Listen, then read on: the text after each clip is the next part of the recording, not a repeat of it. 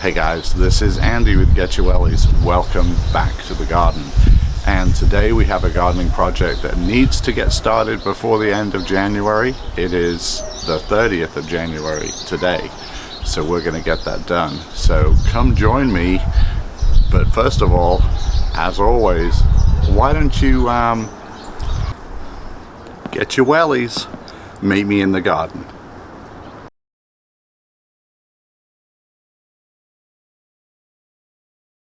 So this is exciting. It is the first seed planting, other than some tulips and stuff outside, but actual seed starting in the house. This is the first time I've done that this year for 25. These are all hot peppers. I grow these for a friend of mine, and hopefully he'll be excited to see these too. And I will keep some of them for my garden, so you will see how they do. This one is called Buena Mulata, and this is a newer one, I think, at Baker Creek. It is known for changing color as it grows, and it is hot. How hot? Not sure, but that's one that we will be doing.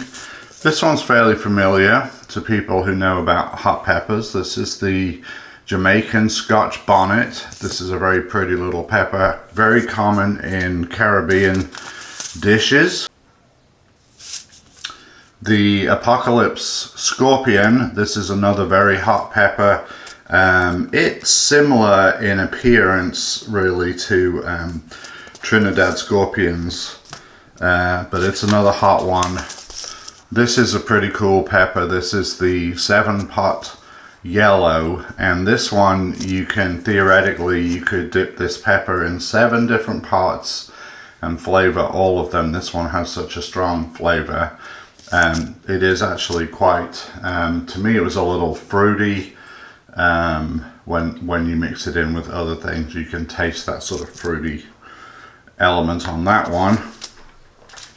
This is a new one for me to grow. This is the Rainforest chili, cherry red fruity little pepper from the Brazilian rainforest. It's sweet with some heat, and the thing about this one is it does grow tall and will require some staking. Sorry, I've got that a little blurred for you guys, but that's what it said. 1.5 inch fruit with tropical overtones, mild to medium heat, great for snacking, pickling, cooking, and stuffing. So we'll see about that one, but something different.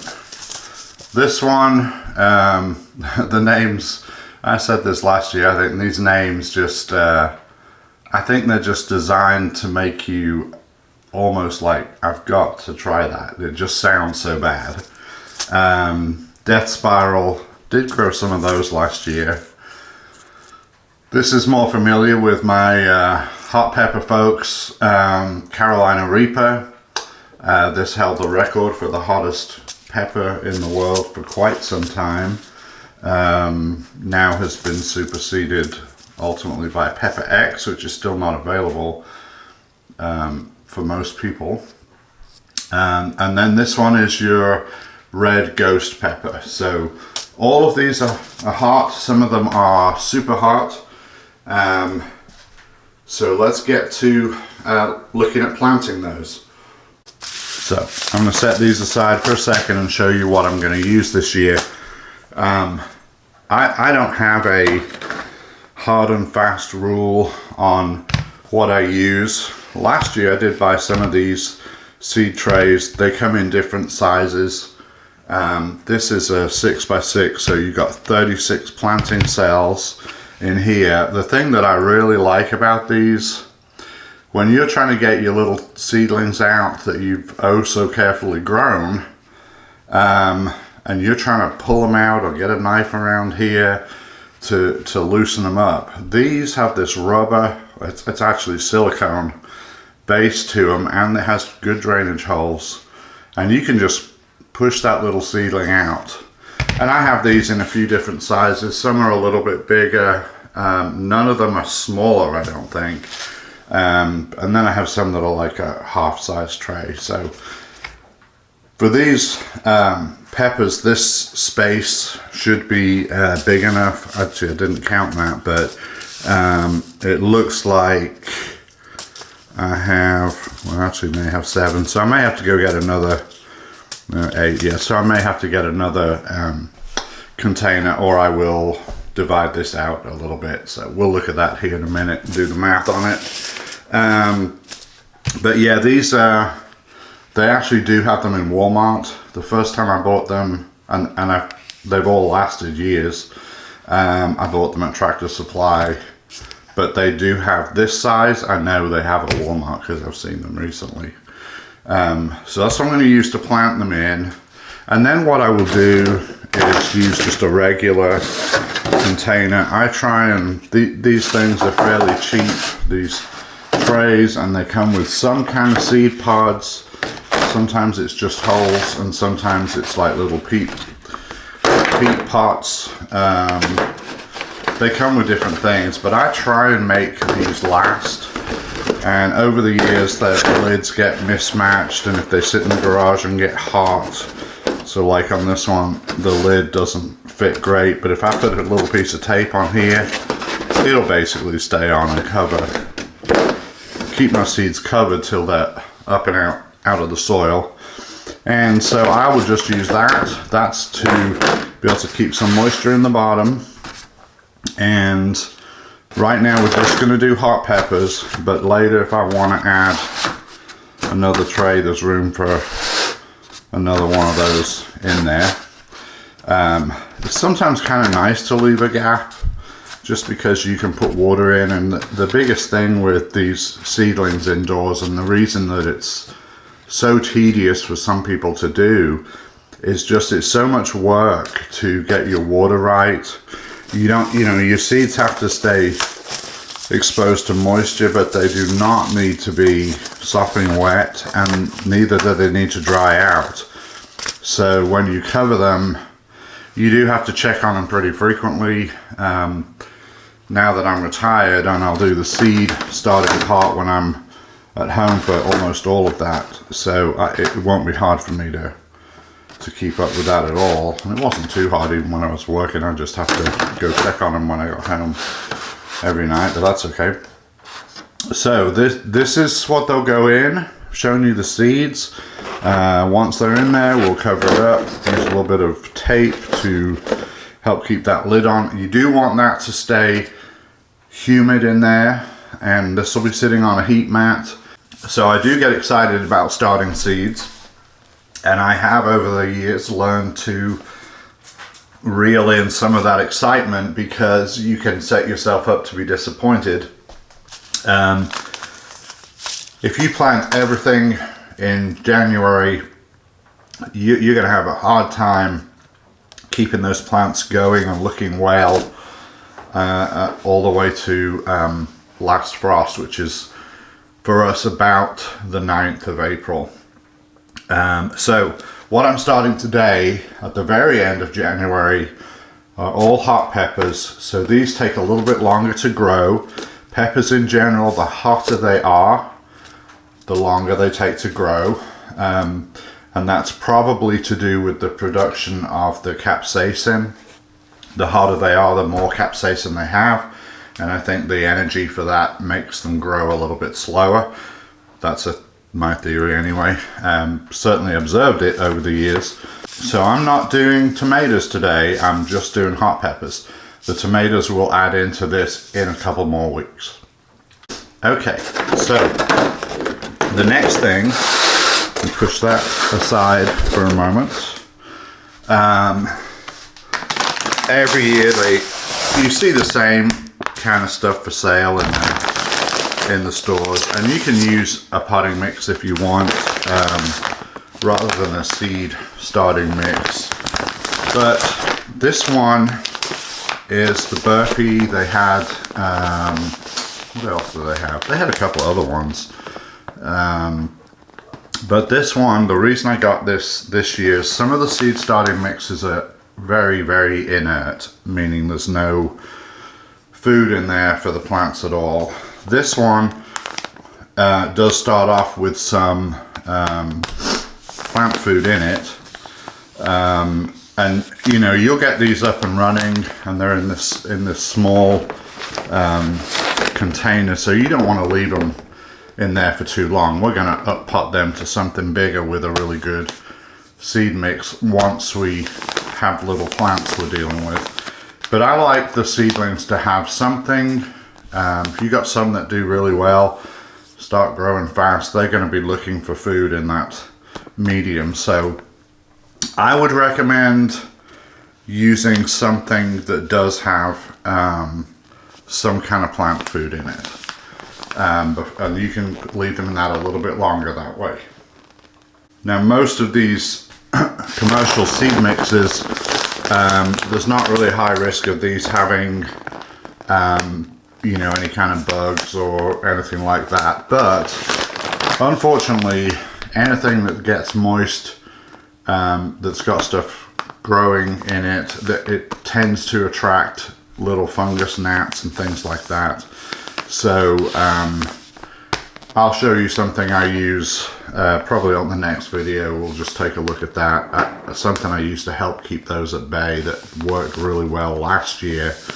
But just know that you may get some little gnats. As soon as you get your plants out of the house, that problem goes away.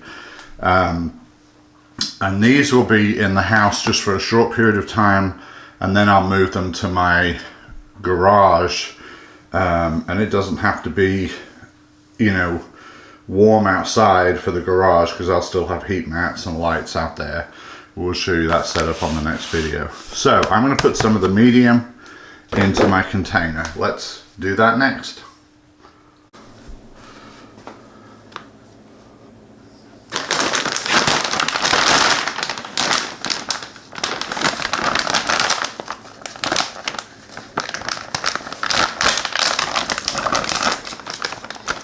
Alright, and this bag has a resealable top to it. That's nice. I don't remember that from last year. And this mixture actually looks really good. Very light, fluffy. So I'm gonna put this in here.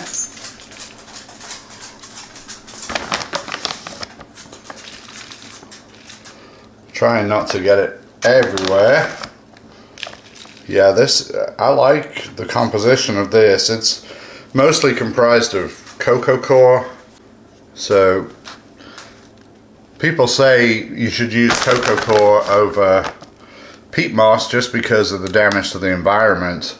But that assumes that we're taking more peat moss out of the environment than we're replacing it with. And everything that I'm reading about the way Canada is managing this, and they are by far the biggest producers of peat moss, they are actually replacing it extremely well.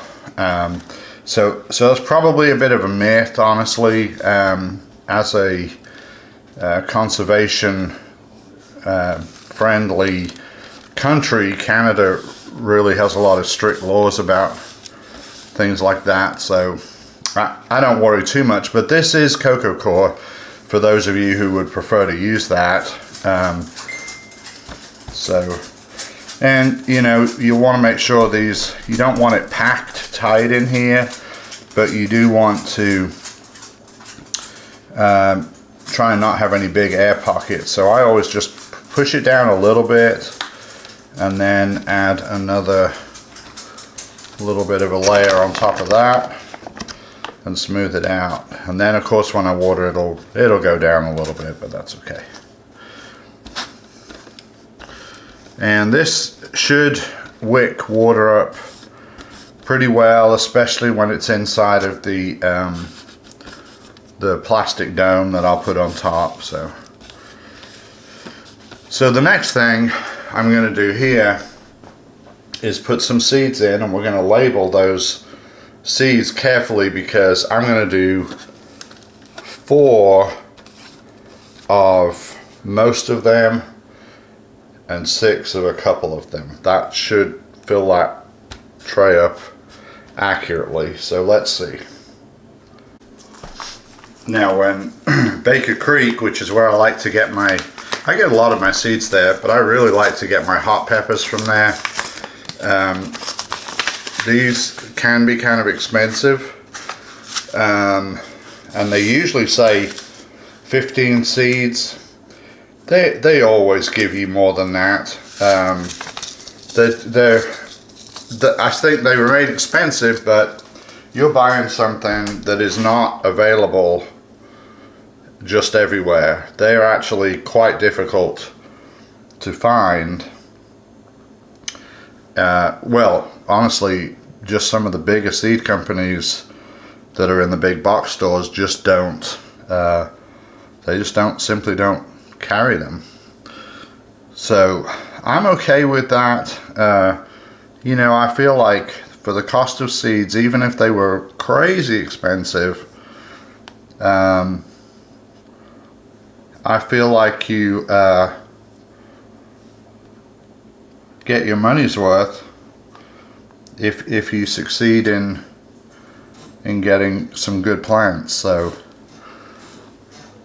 that's kind of where I'm at with that. I don't really worry about that too much. So the first four are the Buena Mulata, and I'm just going to do 4 of those. And I put 2 seeds. I kind of diagonally place mine like this so I can sort of anticipate where they should come up. Now obviously water will move them around and things like that, but typically they don't go too far. And just cover them up. You know, your seeds need to be about 1/4 inch underneath the soil, but they're pretty forgiving, so don't get just too hung up on that. Now the bigger your seeds, beans and things like that, you can definitely plant those deeper. And since I'm doing like a little bit of an odd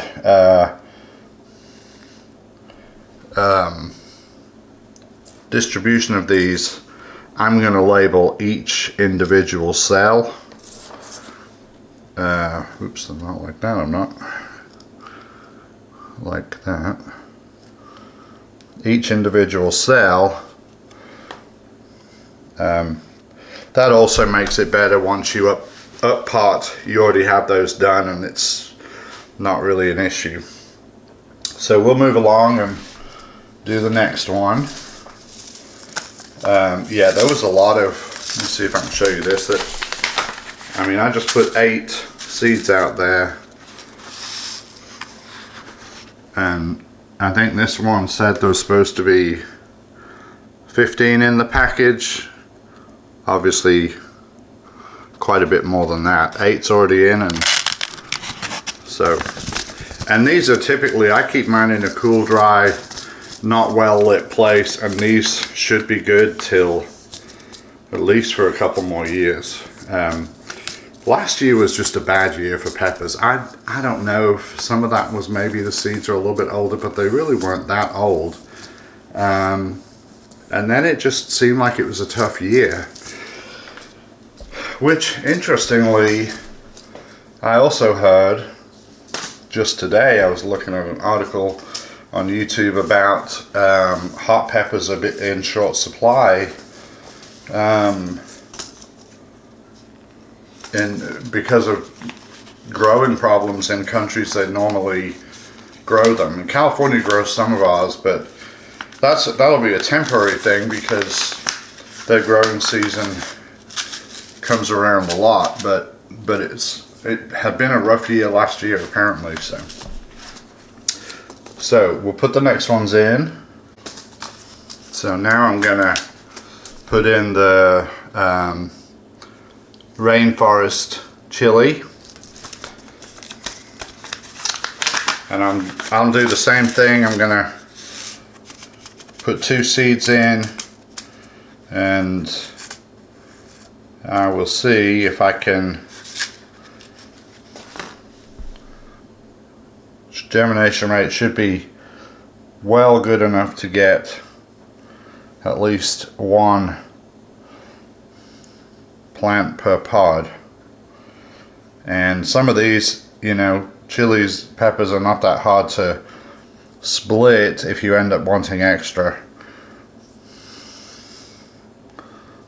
So I'm going to do four pods of those.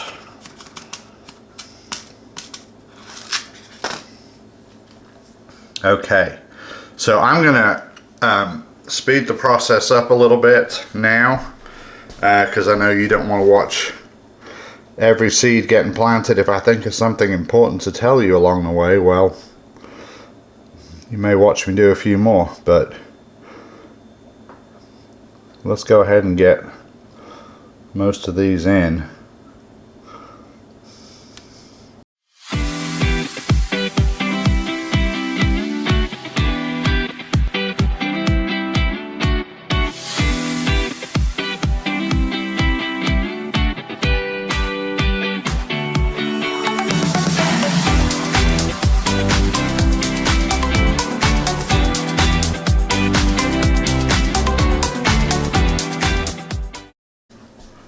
So the Carolina Reaper and the red ghost pepper, I'm gonna do 6 each of those, just because if I have extra and somebody wants to buy them, those are ones people have heard of and more likely to get them. So the Carolina Reaper, this package, it says that it comes with, it always puts this up here at the top, but minimum 10 seeds. So we're going to see what this one's got in it. But I can tell you that I have yet to open a package of Baker Creek seeds and been horribly disappointed. So, you know, so here we're saying 10. 1, 2, 3, 4, 5, 6, 7, 8. 10, 11, 12, 13, 14, 15, 16, 17, 18, 19, 20. There's about 25 there. So even that, you know, that's not bad.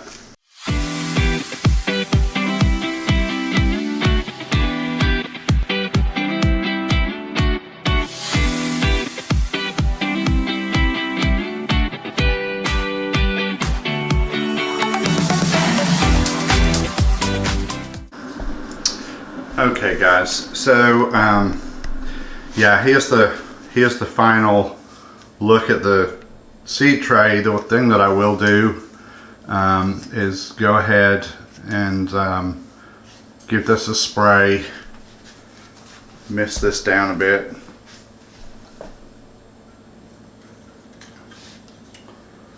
and then bottom water it as well.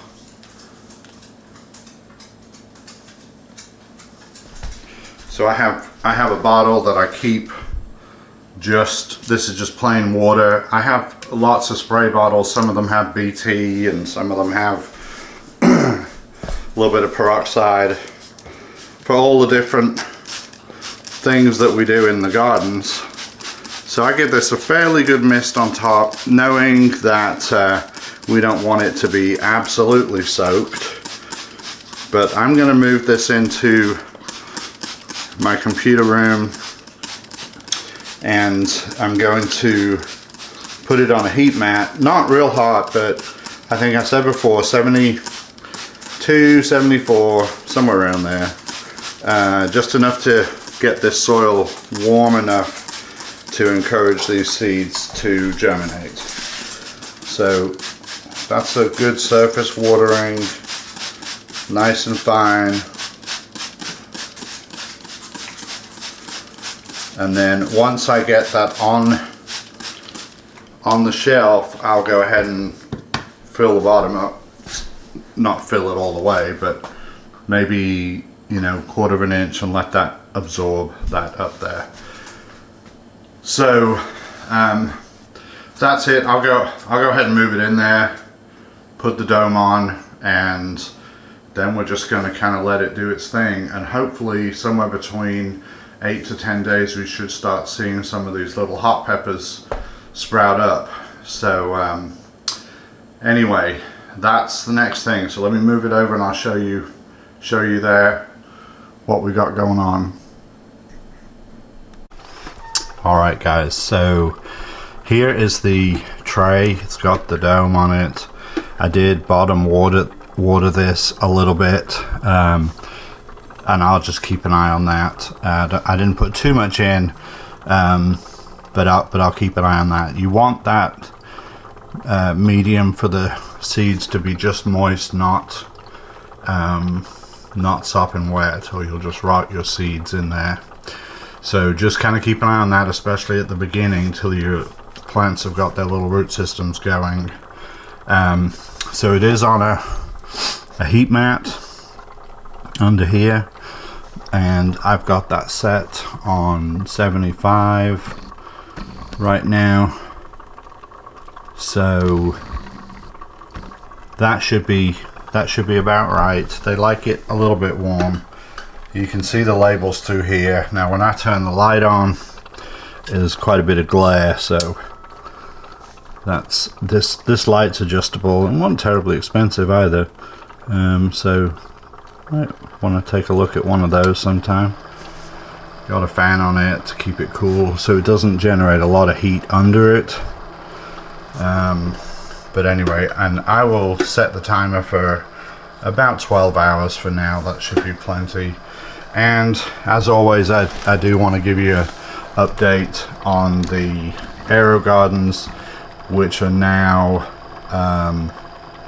let's see, they're 3 weeks old.